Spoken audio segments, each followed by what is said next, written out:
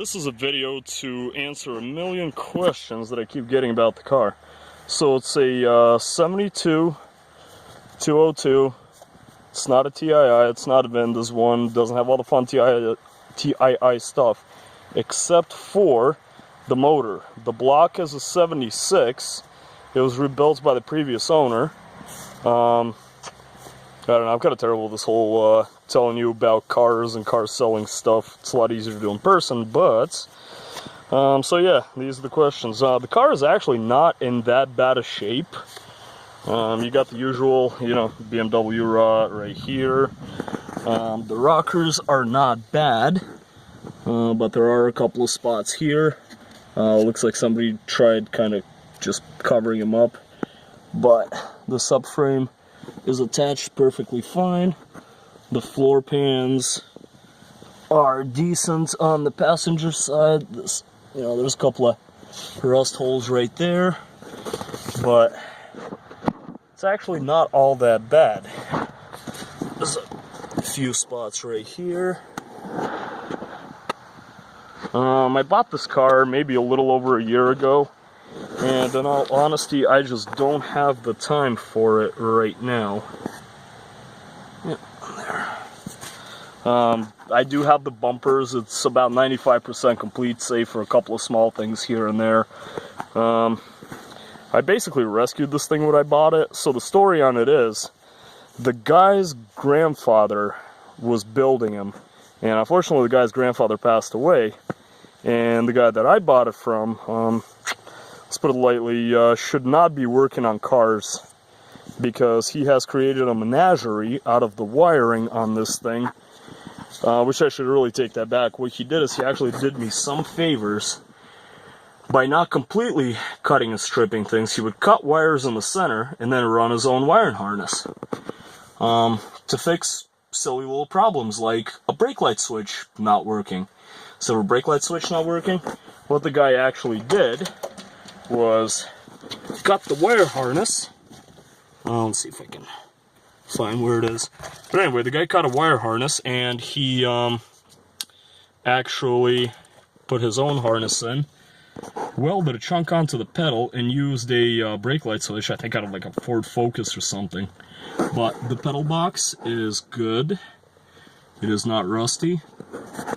This, I believe, is actually the original color of this car. Either that or that's the primer they used. Because when I ran a check, this car should actually be red.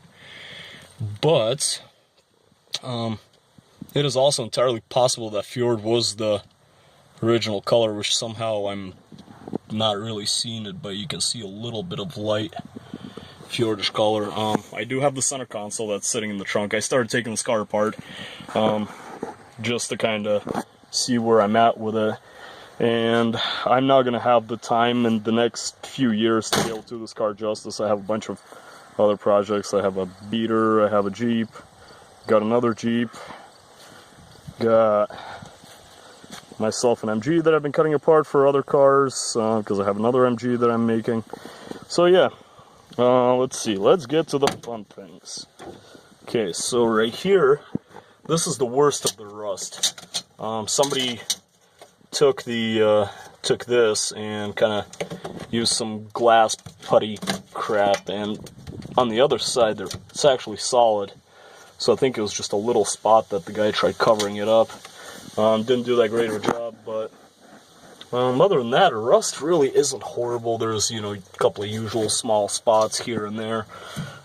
This tower is actually good. I went and I poked in a few spots where the undercoating is just to see if there was any hanky-panky going on. Let's see. Fuel tank is good. There's the filler neck. I do have the other lights. This lens is cracked, and there's just a little bit of stuff. Now, when I got this car, I had a bunch of Bondo on the side here, and the car was actually all one color. So what I did is I got bored one weekend and got my sandblaster and a sander, and there's just a little bit of dirt from this thing getting a little squirrely in my driveway. You always want to take the car sideways just a little bit. And I started stripping it back just to see if there was anything horrible hiding underneath it, and there actually wasn't. What I think it was just piss poor use of Bondo. instead of just kind of, you know, tapping the metal back and skimming everything, he just kept putting it on and putting it on and putting it on until everything was flat. But the car is pretty straight. As you can see, I got all of the trim for this thing, and you know, it's the roof is not bad at all. I started stripping a little bit of the paint away with a razor just to kind of see, you know, what I'm dealing with. And like I said, I mean, I literally do not have the time for this thing in a while, so I was thinking if I unload it and somebody else can enjoy it, that would be kind of cool now, wouldn't it? The car does run. The motor supposedly was sent out and rebuilt, but I don't have any paperwork to prove it, so I have to say supposedly. Otherwise, that would make me a bit of a liar. Now, the belt squeals like a stuck pig because it does need the alternator mount bushings. The alternator itself is sitting kind of a little cocky. And I haven't had the time to get to it, but here it is. So, car starts right up. Got pretty good oil pressure.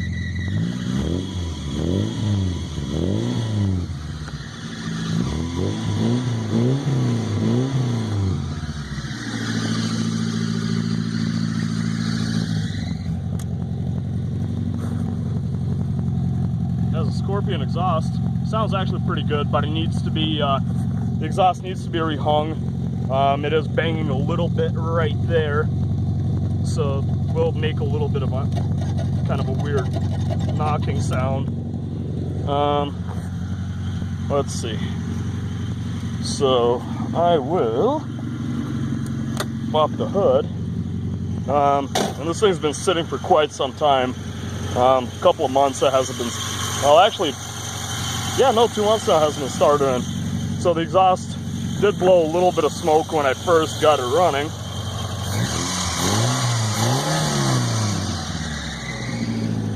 So I don't know, but it doesn't seem to be smoking now, so I think I blew out of the exhaust whatever crap was in it. I do have the air box that's in the trunk. Like I said, early plastic runner K-Fish. The headlights need to be rewired too. I'm imagining it's probably the same general idea. Instead of replacing that switch, the kid just did all the wiring. And I think that was the same idea. I think there was a bad ground somewhere or something, and the kid just decided that he was going to rewire the whole damn thing. Yeah, so I ended up taking all the old wiring out, and I haven't had a chance to do anything else about it. But the car doesn't, you know, doesn't knock, doesn't do anything weird.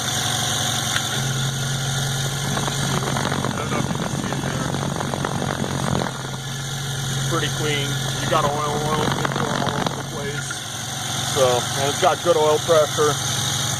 The only real issue with motor wiring that I have found is that the warm-up injector, the brain injector for the K-Fish is disconnected. The wires for it are here somewhere. Take me a second to fish them out. Yeah, right there. So it's got to be redone. Somebody has done something to it.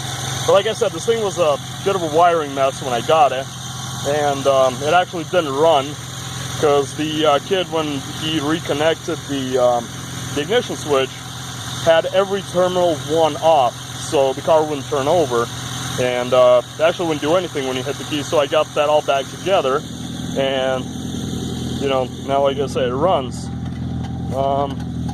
Let's see. Yeah, that's the noise I was talking about. Just hits just a little bit, but it really isn't bad underneath at all. Like I said, everything is solid. Subframe mounts are solid. The only real bad spot is this floor right here. There's a little bit of a hole going, and I think what ended up happening is it got hung up on something right there and just kind of pushed the whole thing up, but that can be taken out pretty easily. The rockers don't seem to be all that bad. The sway bar is not missing, and it's pretty clean underneath. It's got, you know, oil is sweating and good stuff like that. Let's see. So if you guys are still watching this video and I haven't annoyed you to a point that you are, that you clicked close and said, fuck this, I don't want to buy this car, this is the treat. So like I said, the order was sent out in bulk, and I don't know if you can see it in here, but the block is actually blue. And it doesn't look like somebody took a can of spray paint to it and just kind of colored it, because the motor was completely disassembled when that all took place. So that leads me to believe, and don't quote me on this, but it could have been done by Corman a very long time ago. The car oh yeah, new starter, needed one of those. So the, like I said, the car hasn't really, yeah, I don't know if the fuel gauge works or if I actually have fuel in it, but she's starting to warm up a little bit.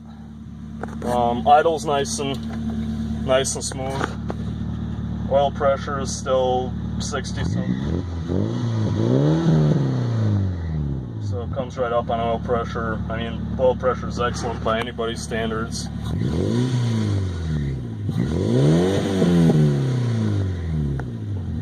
I think tag's a little jumpy. I don't think I just hit it up to 8 grand, to be honest with you.